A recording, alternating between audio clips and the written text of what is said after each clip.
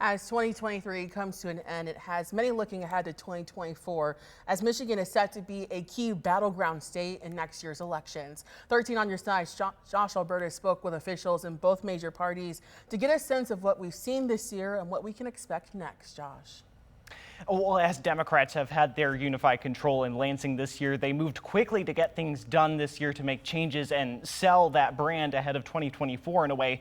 But as they've been driving policy, the GOP has been fielding their own candidates and starting to get their message out to hopefully take back major seats this coming year.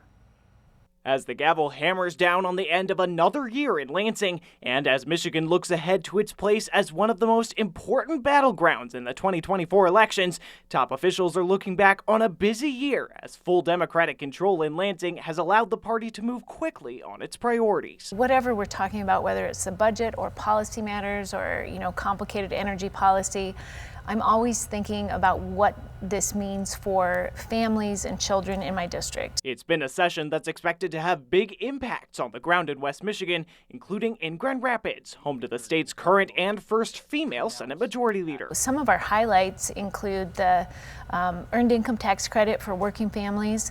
That will make a huge difference in people's lives in terms of having money available. I think about things like free breakfast and lunch, universal lead testing for young children and for babies, and that's just the beginning. Some issues taken up in the last year hitting even closer to home for some in Grand Rapids, including a push to change the state's firearms laws, as guns were brought to schools in Grand Rapids multiple times in 2023 by students. Whether you're a parent of another student at that same school or you send your kid off for a play date, you should be able to have that expectation of secure storage if there's a firearm. It's simply the responsible thing to do. But as Brinks and her allies have moved quickly to score their priorities, a Republican Party that's been vocal over what they've seen as high spending and a state going in the wrong direction under Democratic majorities is now looking to retake key state and federal seats in Michigan in the year ahead. One critical seat up for grabs, a spot in the U.S. Senate. Republicans fielding high-profile candidates like former Congressman Peter Meijer. I think that's one of the challenges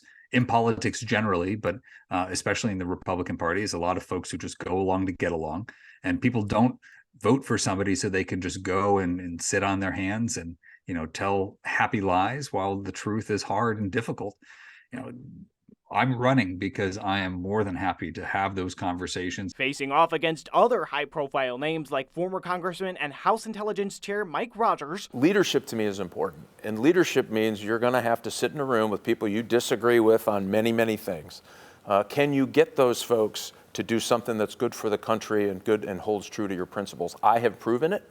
And so I think that is absolutely critically important for anybody we send back. And former Detroit Police Chief James Craig, who has aligned his campaign priorities heavily with former president and current Republican presidential frontrunner Donald Trump.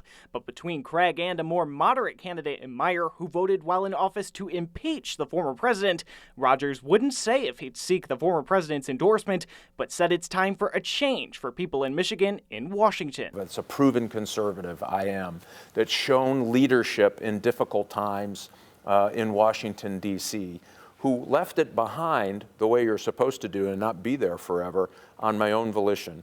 And so all of those things we're finding is talking to a whole different stripe of Republicans, and we're talking to independents. And we've even had Democrats call our campaign and say, you know what, I want normal back, I'm interested, let's talk. All of that tells me that we're right messaging, right direction, good for the country. Let's get this thing done and get started about getting things back on track. And as we do look ahead to 2024, the legislature here in Michigan is set to return to Lansing on January 10th. Lauren. Josh, thank you. Many Americans